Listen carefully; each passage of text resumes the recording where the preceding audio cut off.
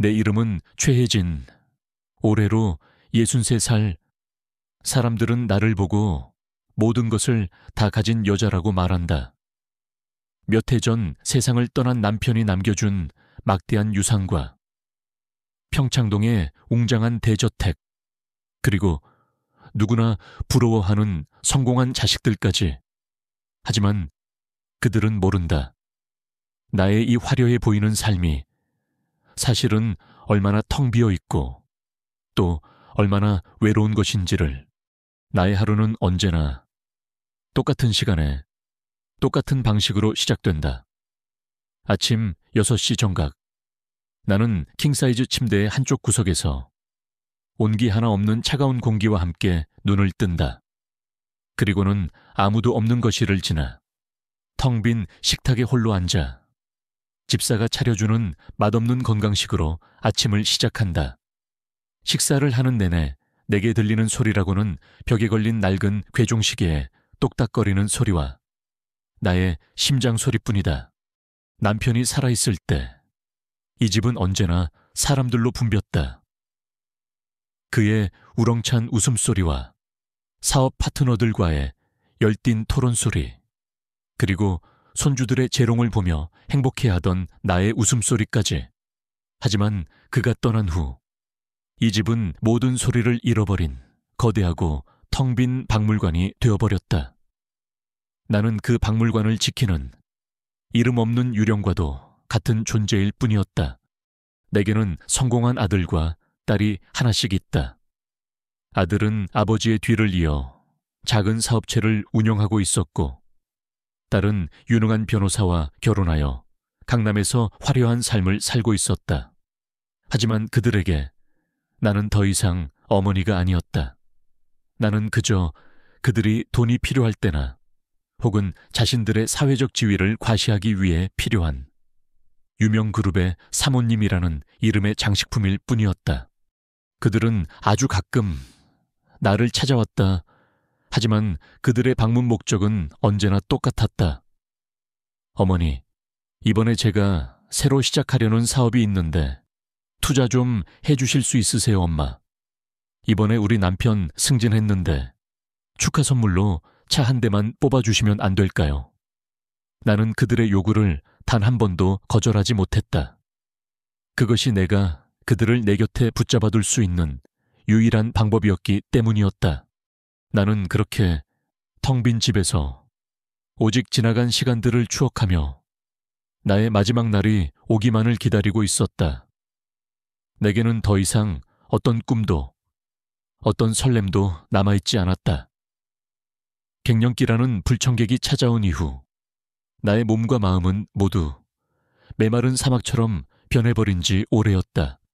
그러던 어느 날 나의 유일한 친구인 경희가 나를 찾아왔다. 그녀는 나의 이런 유령과도 같은 삶을 유일하게 안타까워하고 걱정해주는 친구였다. 혜진아, 너 언제까지 이렇게 살 거야? 이건 사는 게 아니야. 너 자신을 위한 걸 좀 해봐. 운동이라도 좀 하고 새로운 사람들도 만나고 그래야지. 나는 경희의 말에 고개를 저었다. 아니야, 경희야. 나는 이제 너무 늙었어. 내 나이에 무슨 새로운 시작이야. 그냥 이렇게 조용히 늙어 죽는 거지. 하지만 그녀는 포기하지 않았다. 그녀는 나를 억지로 끌고 동네의 한 문화센터로 향했다. 그리고는 나의 손을 잡고 황혼의 열정, 실버 라틴 댄스 교실이라는 이름만 들어도 낯뜨거운 곳에 내 이름 석자를 적어 넣었다. 이 나이에 무슨 춤이야.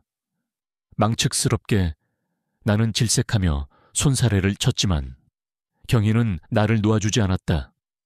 망측하기는 100세 시대에 이제 겨우 60대인 네가 왜 벌써부터 늙으니 행세를 해 한번 해보기나 해. 분명 재밌을 거야. 나는 마지못해 그녀의 등살에 떠밀려 수십 년 만에 처음으로 나 자신을 위한 어떤 것을 시작하게 되었다. 그날 밤 나는 잠을 이루지 못하고 아주 오랜만에 집안의 다락방으로 향했다. 그곳에는 나의 지나간 시간들이 먼지와 함께 쌓여 있었다. 나는 낡은 트렁크 하나를 열었다. 그리고 그 안에서 수십 년간 잊고 지냈던 낡은 발레, 슈즈 한 켤레를 발견했다. 그것을 보는 순간 나의 심장이 세차게 뛰기 시작했다. 나는 한때 춤을 사랑했던 소녀였다. 나는 무대 위에서 음악에 몸을 맡기고 자유롭게 춤을 출 때 내가 살아있다는 것을 느끼곤 했다. 하지만 나는 나의 꿈 대신 남편과의 결혼과 사모님이라는 안정된 삶을 선택했다. 그리고 나의 그 뜨거웠던 열정은 이 낡은 발레 슈즈와 함께 다락방의 어둠 속에 그렇게 묻혀버렸던 것이다.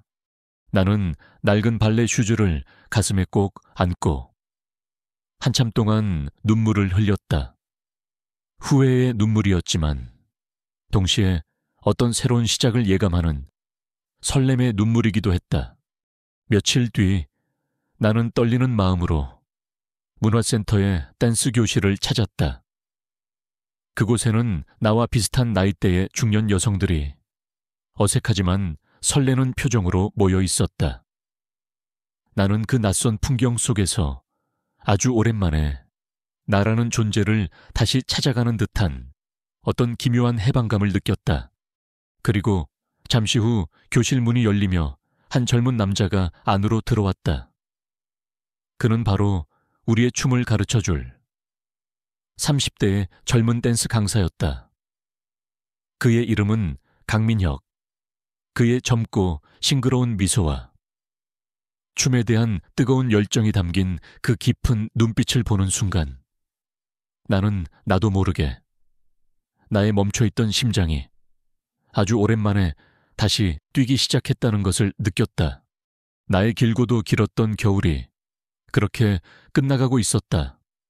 그리고 나의 인생에 그 누구도 상상하지 못했던 아주 뜨겁고도 위험한 마지막 사랑의 폭풍이 그렇게 예고 없이 다가오고 있었다. 며칠 뒤 나는 친구 경희의 등살에 못 이겨 난생 처음으로 동네의 문화센터라는 곳을 찾아갔다. 황혼의 열정, 실버 라틴 댄스 교실이라는 이름만 들어도 낯 뜨거운 그곳의 문을 열고 들어서는 순간 나는 다시 한번 이곳에 온 것을 후회했다. 교실 안은 나와 비슷한 나이대의 중년 여성들로 가득 차 있었지만 그들조차도 나보다는 훨씬 더 젊고 활기차 보였다. 그들은 화려한 댄스복을 차려입고 서로에게 인사를 건네고 웃고 떠들며 새로운 배움에 대한 기대로 가득 차 있었다. 하지만 나는 그 어떤 것에도 섞여들지 못하고 그저 교실 가장 구석진 자리에 홀로 서서 어색하게 굳어 있을 뿐이었다. 내가 여기서 지금 뭘 하고 있는 거지? 내 초라하고 낯선 모습은 다른 사람들의 주목을 끌기에 충분했다. 그들은 나를 알아보고는 수군거리기 시작했다. 어머, 저 사람. JQ그룹 김 회장님 사모님 아니야. 저런 분이 이런 데는 어쩐 일로. 그들의 시선 속에는 호기심과 함께 감히 범접할 수 없는 상류층 사람에 대한 어떤 경계심 같은 것이 담겨 있었다. 나는 그들의 시선이 너무나도 불편하고 싫었다. 나는 당장이라도 이곳을 뛰쳐나가 나의 그 거대하고 텅 빈 그러나 안전한 성으로 돌아가고 싶었다. 바로 그때 교실 문이 열리며 한 젊은 남자가 안으로 들어왔다. 그가 바로 우리의 춤을 가르쳐줄 30대의 젊은 댄스 강사 김민혁이었다. 그의 모습은 내가 평생을 살아온 세계의 남자들과는 전혀 다른 종류의 것이었다. 그의 옷차림은 몸에 딱 붙는 검은색 셔츠와 바지뿐이었지만 그 어떤 명품 정장보다도 더 그의 젊음과 건강한 육체를 돋보이게 했다. 그의 눈빛은 세상의 모든 것에 대한 순수한 열정과 호기심으로 반짝이고 있었다. 그의 등장은 밋밋하고 지루했던 교실의 공기를 한순간에 생기 넘치는 에너지로 가득 채우는 듯 했다. 안녕하세요. 어머님들, 이번 학기 여러분의 허리와 골반을 책임질 댄스 강사 강민혁입니다. 그의 목소리는 젊고 힘이 넘쳤으며 유머가 넘쳤다. 교실 안의 모든 여자들이 그의 그 한마디에 까르르 웃음을 터뜨렸다. 나를 제외하고 수업은 가벼운 스트레칭으로 시작되었다. 나는 40년 만에 처음으로 나의 굳어버린 몸을 움직이기 시작했다. 내 몸은 내 마음대로 움직여주지 않았다. 허리는 삐걱거렸고 무릎은 시큰거렸으며 나의 동작은 그 어떤 로봇보다도 더 뻣뻣하고 어색했다. 나는 거울에 비친 나의 그 늙고 볼품없는 모습을 보며 깊은 자괴감과 함께 수치심을 느껴야 했다. 기본 스텝을 배우는 시간은 더욱더 끔찍했다. 그는 우리에게 룸바의 기본 스텝을 가르쳐 주었다. 그의 발은 음악에 맞춰 경쾌하게 움직였지만 나의 발은 서로 엉키기만 할 뿐이었다. 나는 계속해서 박자를 놓쳤고 다른 사람들의 동작을 훔쳐보며 겨우겨우 따라갈 뿐이었다. 그때 그가 나에게 다가왔다. 어머님, 그렇게 하시는 게 아니고요. 그는 나의 등 뒤로 다가와 아주 자연스럽게 나의 허리를 감싸 안고 나의 손을 잡았다. 그의 손은 아주 따뜻하고 단단했다. 그의 몸에서는 젊은 남자에게서만 나는 아주 싱그러운 비누향이 났다. 나는 그와의 그 갑작스러운 신체 접촉에 나도 모르게 얼굴이 붉어지고 심장이 세차게 뛰기 시작했다. 긴장하지 마시고요. 그냥 음악에 몸을 맡기세요. 하나, 둘, 셋, 넷. 그는 나의 귀에 아주 다정한 목소리로 속삭이며 나의 발을 이끌어 주었다. 나는 그의 리드에 따라 마법처럼 조금씩 스텝을 밟기 시작했다. 기본 스텝 연습이 끝난 후 그는 우리에게 오늘 우리가 배울 룸바가 어떤 춤인지를 직접 보여주겠다고 했다. 교실의 조명이 어두워지고 무대 중앙에 스포트라이트가 비쳤다.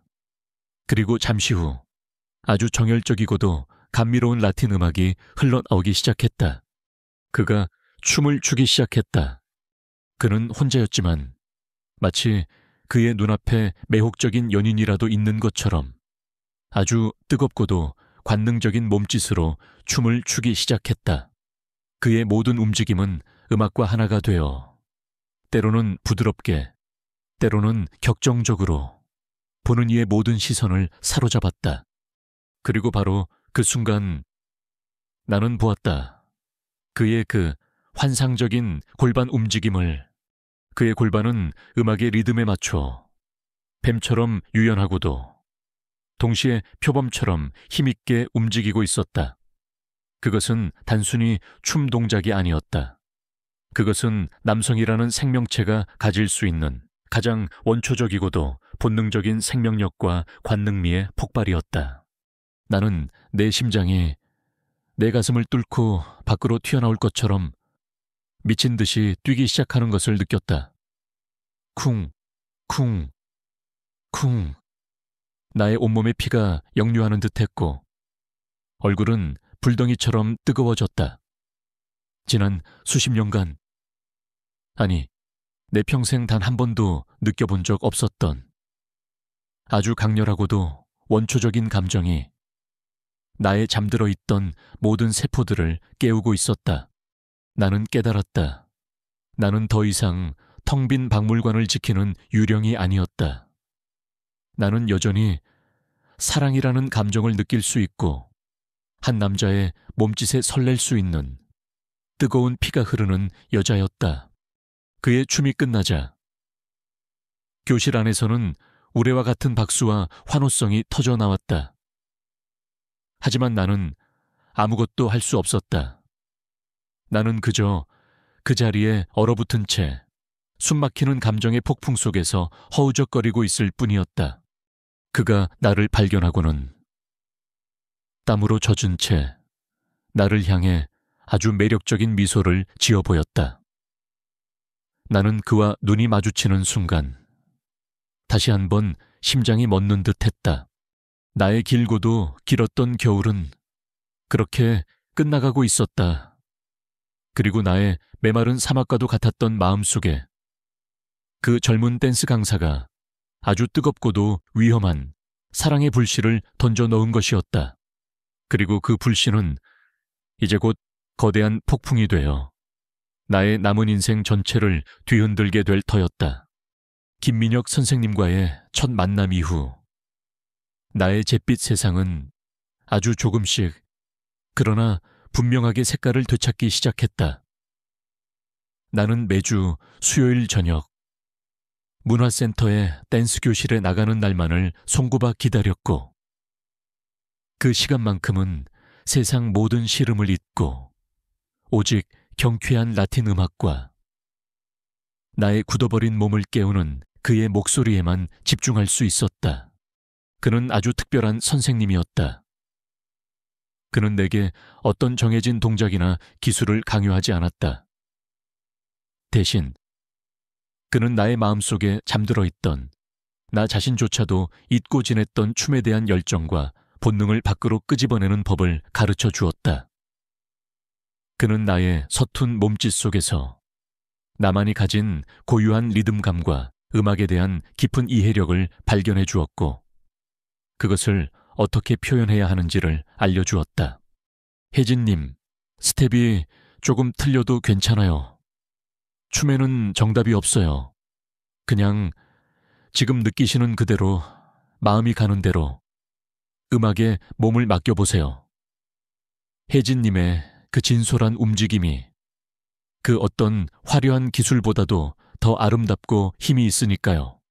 그는 나를 더 이상 사모님이라고 부르지 않았다. 그는 나를 한 명의 동등한 댄스 파트너로서 혜진님이라고 불러주었다. 나는 그의 그 따뜻하고 존중이 담긴 부름 속에서 지난 수십 년간 잊고 지냈던 최혜진이라는 나의 진짜 이름을 다시 찾아가는 듯한 기분을 느꼈다. 나는 그의 가르침을 따라 나의 모든 감정들을 춤으로 표현하기 시작했다. 남편을 먼저 떠나보낸 슬픔, 자식들에게서 느끼는 외로움, 그리고 텅 빈 대저택에 홀로 남겨진 나의 공허함까지. 나의 춤은 여전히 서툴고 어색했지만 그 안에는 나의 영혼이 담겨 있었고 그는 그런 나의 춤을 세상 그 누구보다도 더 깊이 이해하고 공감해 주었다. 시간이 지날수록 나는 그에게 춤 이상의 것을 배우고 싶다는 욕심이 생겼다. 아니, 어쩌면 나는 그와 더 많은 시간을, 더 깊은 이야기를 나누고 싶었는지도 모른다. 그룹 수업이라는 한정된 시간과 공간은 그를 향한 나의 갈증을 채워주기에 턱없이 부족했다. 나는 수십 년 만에 처음으로 용기를 내어 그에게 개인 교습을 부탁했다. 선생님, 혹시 괜찮으시다면 저희 집으로 오셔서 저에게 따로 춤을 가르쳐 주실 수 있으세요? 나의 그 갑작스러운 제안에 그는 잠시 놀란 듯했지만 이내 흔쾌히 고개를 끄덕였다. 그가 처음으로 나의 집에 오던 날, 나는 18 소녀처럼 설레는 마음을 감출 수가 없었다. 나는 며칠 전부터 집안 구석구석을 청소했고 그가 좋아할 만한 다과와 차를 준비했다. 그리고 그가 도착하기 몇 시간 전부터 나는 몇 번이고 거울을 보며 나의 옷매무새를 단장했다. 우리의 개인 교습은 문화센터에서의 수업과는 전혀 다른 것이었다. 우리는 더 이상 선생님과 학생이 아니었다. 우리는 나이와 세대를 뛰어넘어 춤이라는 공통된 언어로 서로의 영혼을 교감하는 두 명의 예술가이자 친구였다. 우리는 함께 춤을 추고 함께 음악을 들었으며 함께 우리의 삶과 예술에 대해 이야기했다.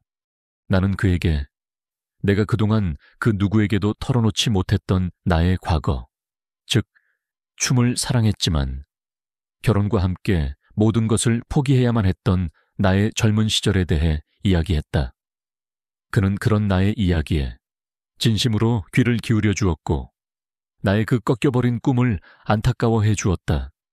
그 역시 내게 자신의 이야기를 들려주었다.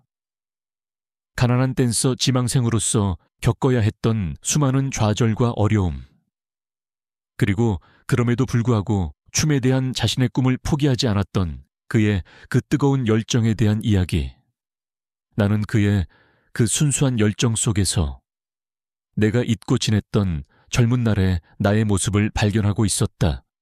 우리는 서로에게 점점 더 깊이 빠져들고 있었다. 우리는 서로의 눈빛 속에서 단순한 존경과 연민을 넘어선 어떤 강렬한 끌림을 느끼고 있었다. 그와 함께 있는 시간 동안 나는 내가 63살의 늙은이라는 사실을 잊어버렸다. 나는 다시 사랑과 꿈에 설레던 20살의 젊은 최혜진으로 돌아가고 있었다. 그러던 어느 날 오후였다. 내가 그와 함께 새로 배운 탱고 스텝을 연습하며 환하게 웃고 있을 때 갑자기 나의 아들 성훈이가 예고 없이 집으로 닥쳐왔다. 그는 아마도 내게 사업 자금을 더 얻어낼 요량으로 찾아온 모양이었다. 그는 거실을 지나 내가 댄스 연습실로 사용하는 넓은 응접실로 들어섰다.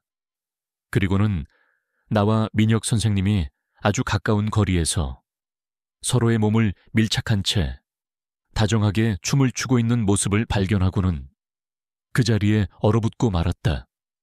그의 얼굴에서 미소가 사라지고 그 자리에는 아들의 그것이라고는 믿기 힘든 아주 차갑고도 의심스러운 눈빛이 떠오르고 있었다.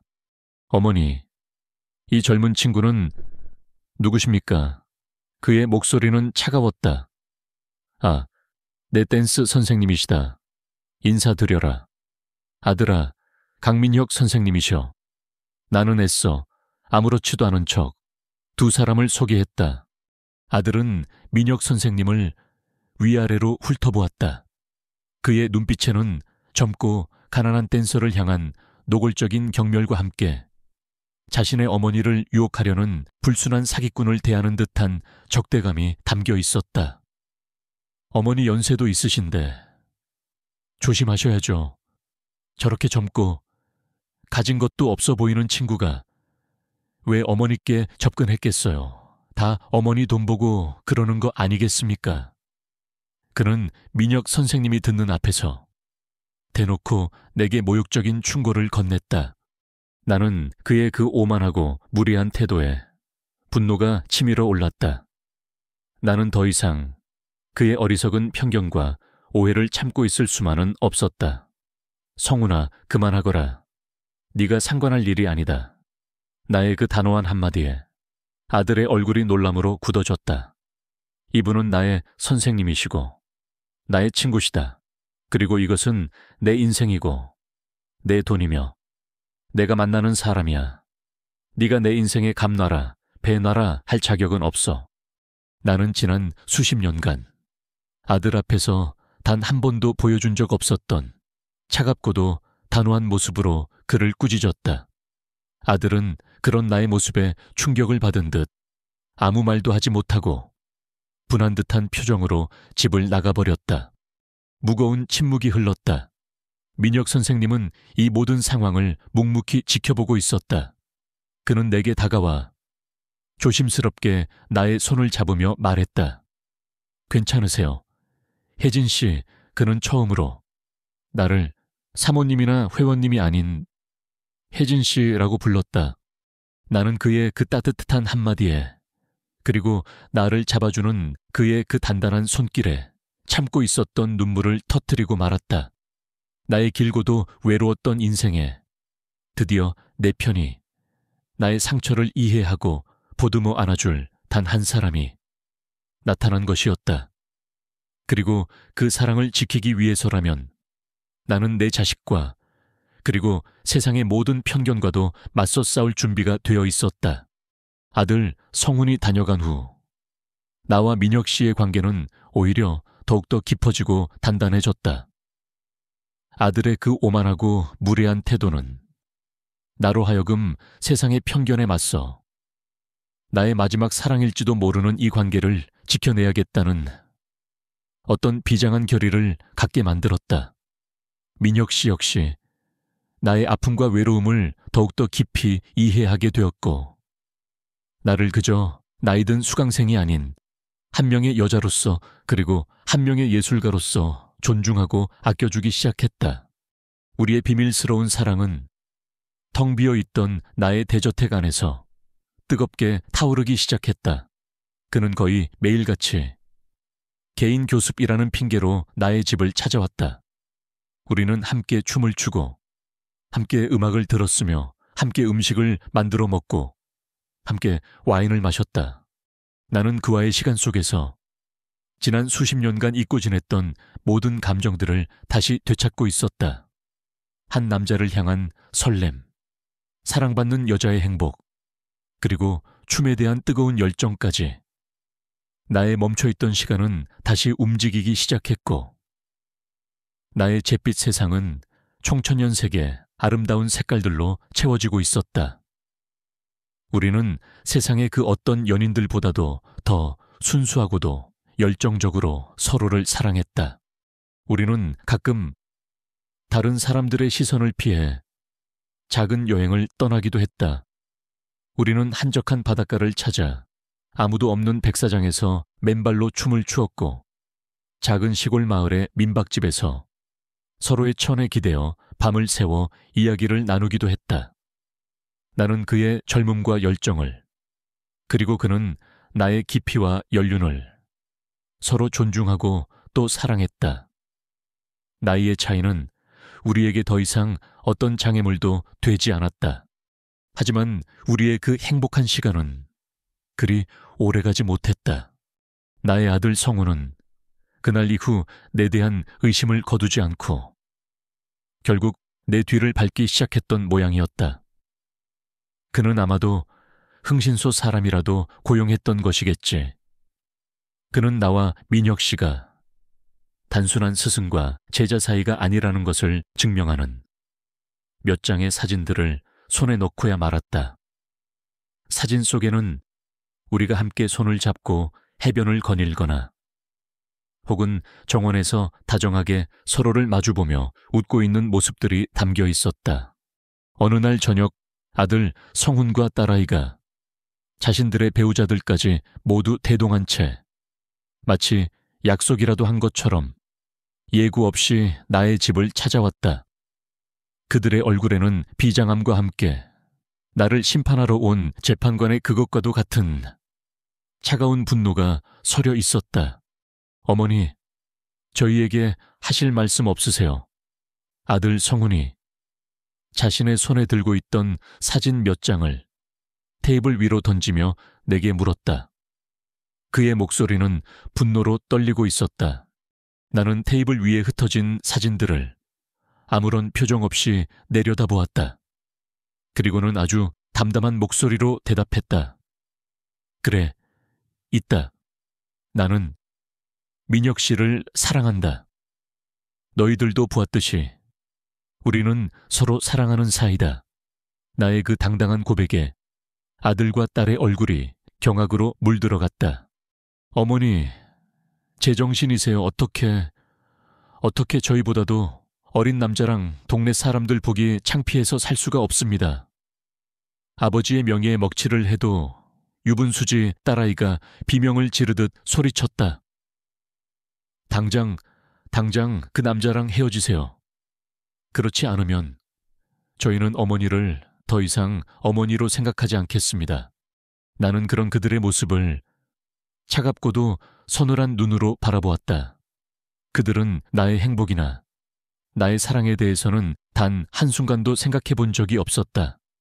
그들의 머릿속에는 오직 자신들의 사회적인 체면과 혹시라도 나에게 새로운 남자가 생겨 자신들에게 돌아올 유산이 줄어들게 될지도 모른다는 그 속물적인 걱정뿐이었다. 싫다. 내가 단호하게 말했다. 나는 결코 민혁 씨와 헤어지지 않을 것이다. 나의 남은 인생을 더 이상 너희들의 체면을 위해 희생할 생각은 없다. 나의 그 단호한 거절에 아들 성훈이 자신의 마지막 카드를 꺼내 들었다. 어머니, 정말 이렇게까지 나오시겠다. 그렇다면 저희도 어쩔 수 없습니다. 그는 자신의 가방에서 변호사가 작성한 듯한 서류 한 뭉치를 꺼내 보였다. 어머니께서 계속해서 그런 비상식적인 행동을 하신다면 저희는 어쩔 수 없이 법원에 어머니를 상대로 한 성년 후견인 지정을 신청할 수밖에 없습니다. 어머니의 모든 재산을 저희가 관리하고 어머니의 모든 행동을 저희가 통제하겠단 말입니다. 어머니께서 정신적으로 온전하지 못한 판단을 내리고 계시니까요. 성년 후견인 지정, 그것은 법적으로 나를 금치산자로, 즉 정신적으로 온전하지 못하여 법률적인 행위를 할 수 없는 사람으로 만들어보겠다는 너무나도 잔인하고 끔찍한 협박이었다. 나는 그 순간 내가 지난 수십 년간 얼마나 어리석고 헛된 삶을 살아왔는지를 깨달았다. 나는 내가 낳은 이 자식들을 괴물로 키웠던 것이다. 자신의 이익을 위해서라면 늙은 어미를 정신병원에 가두는 것마저도 서슴지 않는 그런 무서운 괴물로 내 마음속에서 그들을 향한 마지막 남은 애정마저도 완전히 사라져버렸다. 그 자리에는 오직 나 자신을 지켜야 한다는 차가운 결의와 함께 그들의 그 추악한 탐욕을 심판하고야 말겠다는 분노만이 남았다. 나는 자리에서 일어섰다. 알겠다. 너희들 마음이 그렇다는 걸 나는 그들의 얼굴을 하나하나 내 눈 속에 그리고 내 마음 속에 깊숙이 새겨 넣었다. 며칠 뒤에 각자 변호사들을 대동하고 다시 보자꾸나. 그때 내 마지막 결정을 너희들에게 들려주도록 하지. 나는 그 말을 마지막으로 나의 서재로 들어가 문을 걸어 잠갔다. 문 밖에서는 자신들의 승리를 예감한 듯한 그들의 그 역겨운 웃음소리가 희미하게 들려오는 듯했다. 하지만 그들은 알지 못했다. 그들이 지금 상대하고 있는 사람이 더 이상 그들의 말 한마디에 상처받고 눈물 흘리던 그 나약한 늙은이가 아니라는 사실을, 그리고 며칠 뒤 그들이 마주하게 될 나의 마지막 결정이 그들의 모든 것을 파괴해버릴 가장 무서운 심판이 되리라는 것을, 나의 진짜 전쟁은 이제부터 시작이었다. 며칠 뒤 약속된 날째 나는 내 인생의 가장 중요한 전쟁을 치르기 위해 남편이 남긴 JQ그룹의 본사 회의실로 향했다. 그곳은 한때 내가 남편의 아내로서 그리고 이 그룹의 안주인으로서 그의 곁을 지켰던 나의 영광스러운 과거가 담긴 공간이었다. 하지만 오늘 그곳은 나의 모든 것을 빼앗으려는 자식들과 나의 마지막 남은 자존심을 지키려는 나 사이에 차갑고도 잔인한 전쟁터가 되어 있었다. 회의실 안에는 나의 아들, 성훈과 딸, 그리고 그들의 배우자들과 함께 그들이 고용한 로펌의 변호사들이 나를 기다리고 있었다. 그들의 얼굴에는 승리를 확신하는 자의 오만한 미소가 걸려 있었다. 그들은 아마도 내가 자신들의 협박에 못 이겨 결국에는 그 젊은 댄스 강사와의 관계를 정리하고 자신들의 통제에 들어오게 될 것이라고 믿고 있었을 터였다. 나의 곁에는 나의 오랜 친구이자 남편의 법률 고문이었던 홍 변호사님이 함께였다. 그는 지난 며칠간 나의 모든 계획을 듣고 나의 승리를 위해 모든 법적인 준비를 마친 상태였다. 그는 나의 결심을 듣고 사모님, 드디어 진짜 사모님의 모습을 되찾으셨군요. 회장님께서도 하늘에서 아주 기뻐하실 겁니다라며 나의 손을 잡아주었다. 자리에 앉자마자 아들 측의 변호사가 먼저 입을 열었다.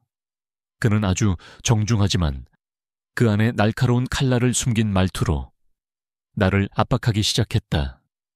그는 내가 최근 나이 차이가 많이 나는 젊은 남자와 부적절한 관계를 맺고 있으며 이로 인해 JQ그룹의 명예를 실추시키고 사회적으로 큰 무리를 일으키고 있다고 말했다.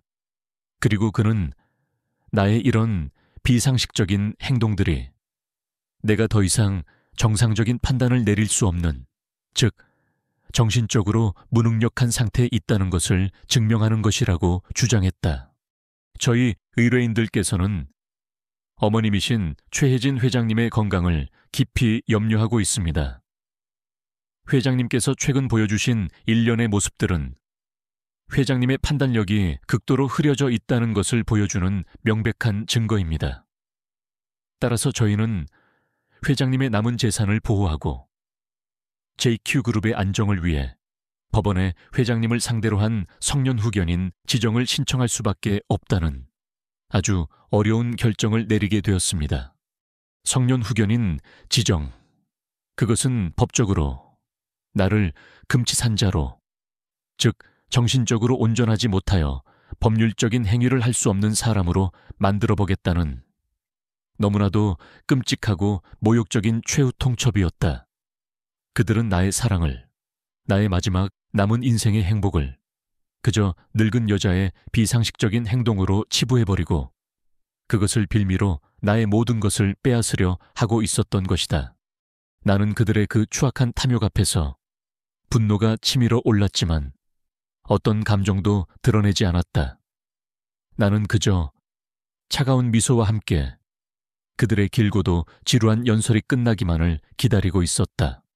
마침내 그들의 모든 변론이 끝났을 때 내가 입을 열 차례가 되었다.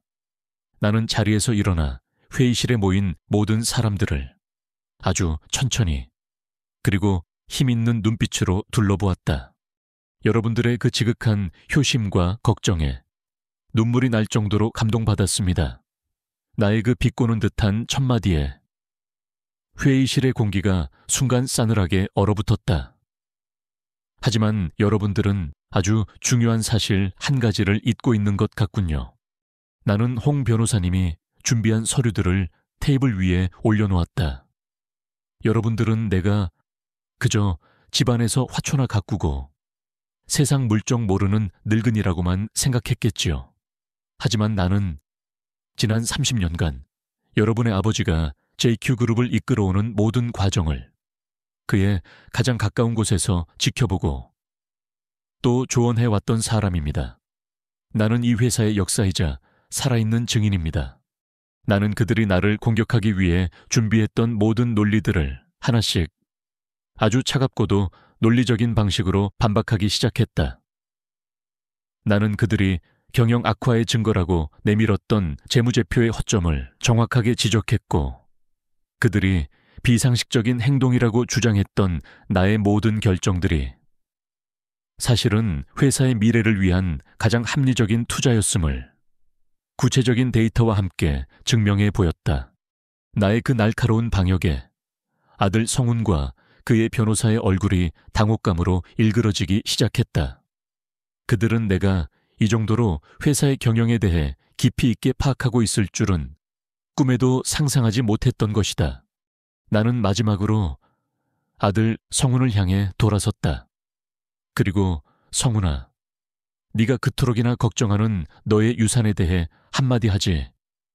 너는 네 아버지가 남긴 이 회사가 당연히 너의 것이 될 것이라고 생각했겠지. 하지만 유언장에는 이렇게 쓰여 있단다. 나의 모든 재산은 나의 아내 최혜진에게 상속하며 그녀는 자신의 판단에 따라 자식들에게 재산을 분배할 수 있는 모든 권한을 갖는다. 라고 나는 그에게 그의 모든 희망을 꺾어버리는 나의 마지막 판결을 내렸다.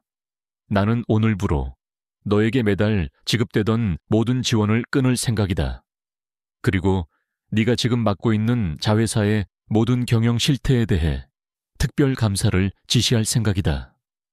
만약 거기서 단 하나의 비리라도 발견된다면 나는 너를 내 아들이라 할지라도 결코 용서하지 않을 것이다. 내 말이 끝나자 회의실 안은 완전한 정적에 휩싸였다. 아들과 딸, 그리고 그들의 배우자들과 변호사까지 모두가 잿빛으로 변한 채 그 자리에 얼어붙어 있었다. 그들은 자신들이 건드린 상대가 힘없는 늙은이가 아니라 자신들의 운명을 손에 쥐고 흔들 수 있는 무서운 여왕이었다는 사실을 뒤늦게 깨달았다. 나는 그런 그들을 차갑게 한번 쏘아보고는 자리에서 일어섰다. 너희들은 아직 멀었다. 나는 그 말을 마지막으로 홍 변호사님과 함께 회의실을 빠져나왔다. 나의 길고도 외로웠던 싸움은 그렇게 나의 완벽한 승리로 막을 내리고 있었다. 나는 나의 사랑과 나의 자존심, 그리고 나의 모든 것을 지켜낸 것이었다. 내가 주재했던 그 차가운 이사회가 끝난 후 며칠 동안 우리 집에는 무거운 침묵이 흘렀다. 아들 성훈과 딸아이는 더 이상 내게 찾아와 돈을 요구하거나 나의 삶에 대해 간섭하려 들지 않았다. 그들은 자신들이 상대하고 있는 사람이 더 이상 자신들의 뜻대로 움직여주던 그 무력한 늙은 어머니가 아니라는 사실을, 그리고 자신들의 모든 것이 나의 손에 달려있다는 냉혹한 현실을 깨달았던 것이다. 그들은 며칠 뒤 나를 찾아와 무릎을 꿇었다. 그들의 얼굴에는 뒤늦은 후회와 함께 자신들의 미래에 대한 두려움이 가득 서려 있었다. 어머니, 저희가 정말 잘못했습니다. 저희의 어리석음과 탐욕이 어머니의 마음에 너무나도 큰 상처를 드렸습니다. 부디 저희를 용서해 주세요. 그들은 눈물을 흘리며 내게 용서를 빌었지만 나는 그들의 사과를 받아주지 않았다. 용서는 너희가 내게 구할 것이 아니다.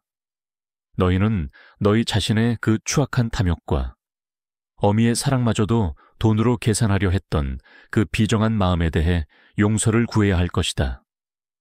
나는 그들에게 내가 내린 마지막 결정을 통보했다.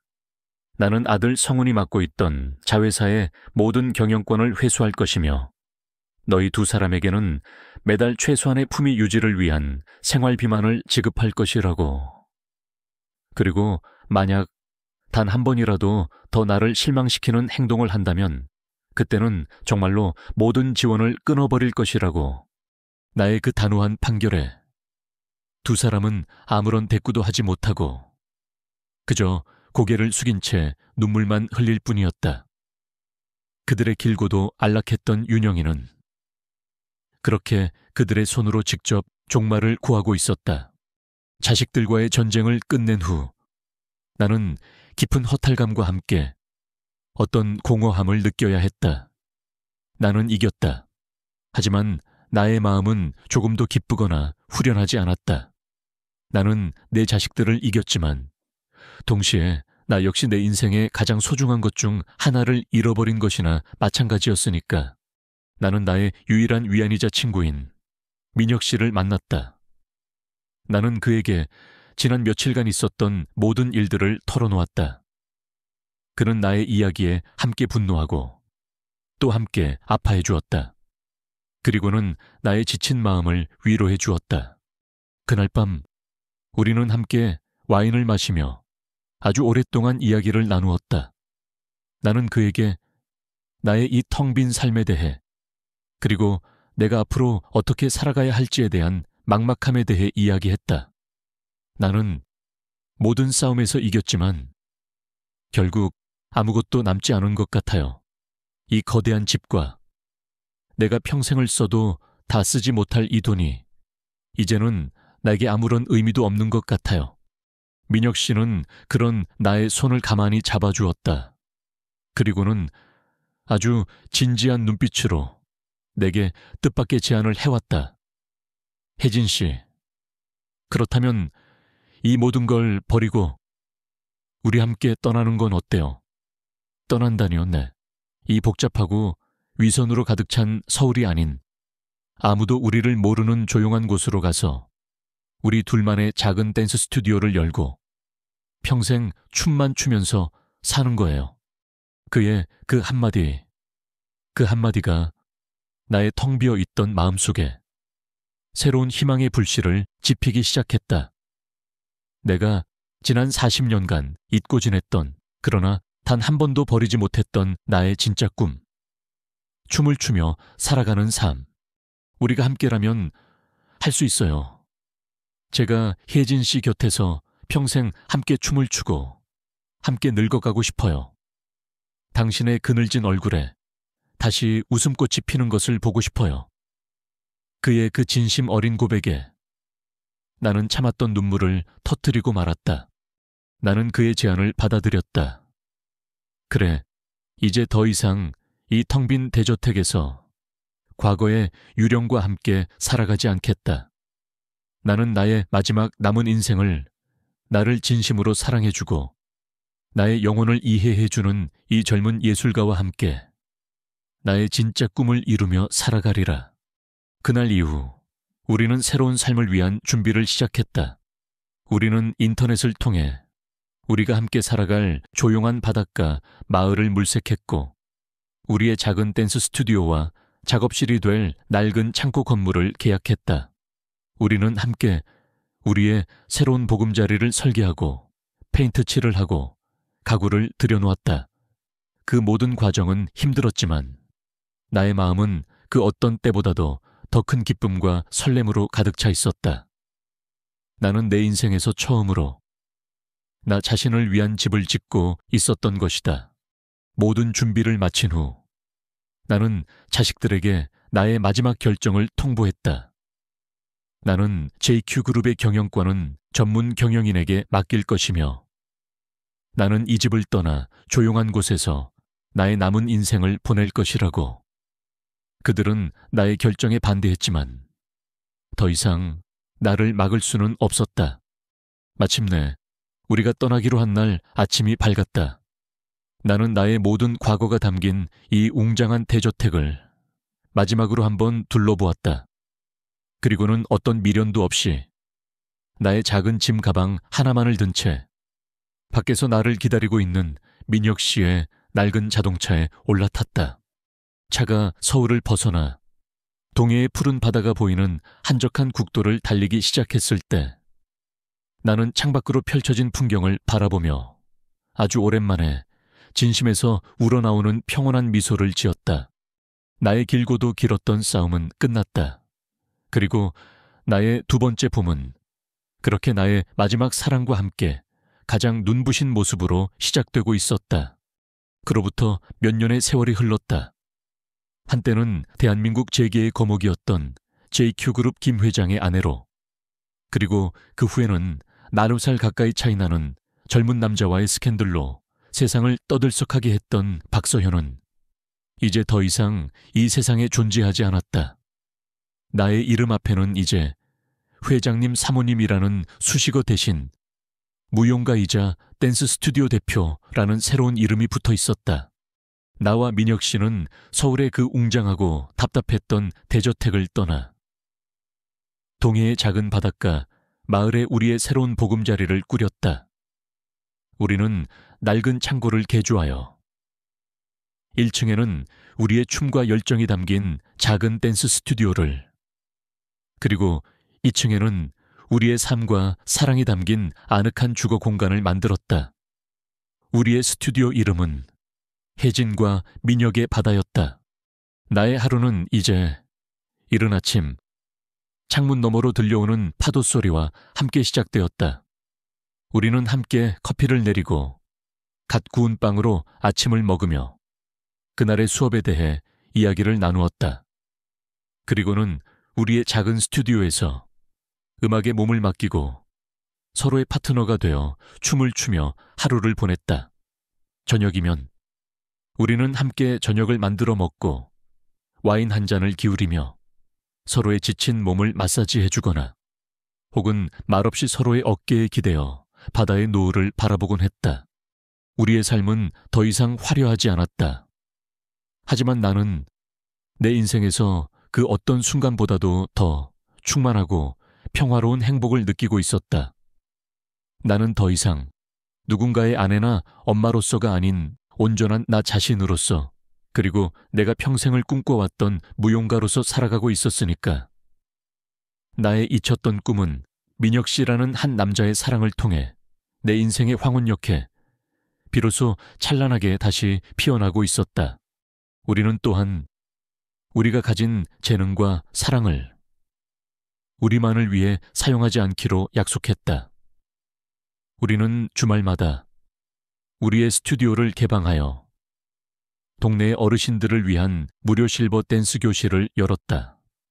경제적인 이유 때문에 혹은 다른 여러 가지 이유 때문에 문화생활을 즐길 기회가 없었던 외로운 어르신들을 위한 것이었다. 나는 이제 학생이 아닌 선생님이 되어 있었다. 나는 나의 경험을 바탕으로 춤을 추는 기술이 아닌 춤을 추는 즐거움을 가르쳐 드렸다. 나는 그분들에게 나이는 숫자에 불과하며 우리의 인생은 언제든 다시 시작될 수 있다는 희망을 나누어 주고 싶었다. 여러분, 우리 인생은 아직 끝나지 않았어요. 우리는 여전히 사랑하고 또 사랑받을 수 있는 아름다운 사람들이에요. 그러니 주저하지 마시고 음악에 몸을 맡겨보세요. 나의 그 진심 어린 격려에 많은 어르신들이 용기를 얻고 수줍게 첫 스텝을 내디디셨다. 나는 그분들의 그 행복한 미소 속에서 내가 잊고 지냈던 나눔의 기쁨을 다시 찾아가고 있었다. 가끔 서울에 있는 자식들이 나를 찾아오기도 했다. 그들은 더 이상 나를 자신들의 기준으로 판단하거나 나의 삶에 대해 간섭하려 들지 않았다. 대신 그들은 나의 새로운 삶을 그리고 나의 행복을 아주 조용히 그러나 진심으로 응원해주기 시작했다. 그들은 아마도 자신들의 어머니가 평생을 찾아 헤맸던 진짜 행복이 바로 이곳에 있다는 것을 어렴풋이 깨닫고 있었을 터였다. 어느 화창한 봄날 저녁이었다. 우리 스튜디오에서는 작은 파티가 열리고 있었다. 스튜디오에 모든 회원들과 동네 사람들이 함께 모여 서로의 춤을 뽐내고 음식을 나누어 먹으며 즐거운 시간을 보내고 있었다. 파티가 한창 무르익어갈 무렵 민혁 씨가 내게 다가와 댄스 플로어의 중앙으로 나의 손을 이끌었다. 그리고는 정열적인 탱고 음악에 맞춰 내게 춤을 청했다. 우리는 서로의 눈을 바라보며 마치 세상에 단둘만이 남은 것처럼 뜨겁고도 아름다운 춤을 추기 시작했다. 나는 그의 리드에 나의 모든 것을 맡긴 채 음악과 하나가 되어 춤을 추었다. 나의 몸은 더 이상 늙고 뻣뻣하지 않았다. 나의 영혼은 그의 사랑 속에서 가장 자유롭고도 열정적으로 날갯짓하고 있었다. 춤이 끝나자 모든 사람들이 우리를 향해 뜨거운 박수와 환호를 보내주었다. 나는 땀으로 젖은 채 나를 사랑스럽게 바라보고 있는 민혁 씨를 마주보며 세상에서 가장 행복한 미소를 지었다. 바로 그때 나는 파티장 가장 구석에서 나를 바라보며 조용히 미소 짓고 있는 내 아들 성훈 내외를 발견했다. 그들의 눈빛에는 더 이상 나를 향한 원망이나 경멸은 없었다. 오직 자신의 어머니가 되찾은 행복을 진심으로 축하해주는 따뜻한 사랑만이 담겨 있을 뿐이었다. 나는 그들을 향해 고마움의 미소를 지어 보였다. 나의 두 번째 봄은 그렇게 가장 눈부시고도 찬란한 모습으로 나의 삶 전체를 그리고 내가 사랑하는 모든 사람들의 삶을 따뜻하게 비추고 있었다. 나는 나의 마지막 사랑과 함께 나의 마지막 춤을 추고 있었다. 그리고 그 춤은 영원히 계속될 터였다. 독자 여러분께 지금까지 20대 미술 강사와 60대 갱년기 여성의 불타는 사랑, 모든 것을 걸고 펼쳐진 감정의 폭풍이라는 파격적인 제목의 이야기를 끝까지 함께해 주셔서 진심으로 감사드립니다. 이 이야기는 나이와 사회적 편견이라는 벽을 넘어 자신의 진정한 행복과 사랑을 찾아 나서는 한 여성의 용기 있는 여정을 그리고자 했습니다. 주인공 최혜진 씨는 텅 빈 대저택과 막대한 유산 속에서 자신의 모든 것을 잃어버린 채 살아가고 있었습니다. 하지만 그녀는 젊은 예술가 강민혁과의 만남을 통해 잊고 지냈던 자신의 꿈과 함께 사랑이라는 감정을 되찾게 됩니다. 그녀의 이야기는 우리에게 진정한 행복이란 물질적인 풍요가 아닌 자신의 영혼을 울리는 열정과 사랑 속에 있다는 것을 보여줍니다. 이 이야기가 독자 여러분께 작은 울림과 함께 나이나 조건과 같은 세상의 잣대에 얽매이지 않고 자신의 마음이 이끄는 대로 용기 있게 살아갈 수 있는 힘을 드릴 수 있었기를 바랍니다. 그리고 우리 모두가 인생의 황혼역에서도 얼마든지 눈부신 두 번째 봄을 맞이할 수 있다는 희망을 함께 나누고 싶었습니다.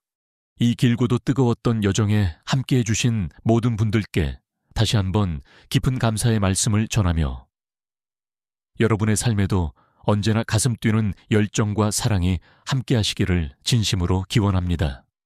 감사합니다.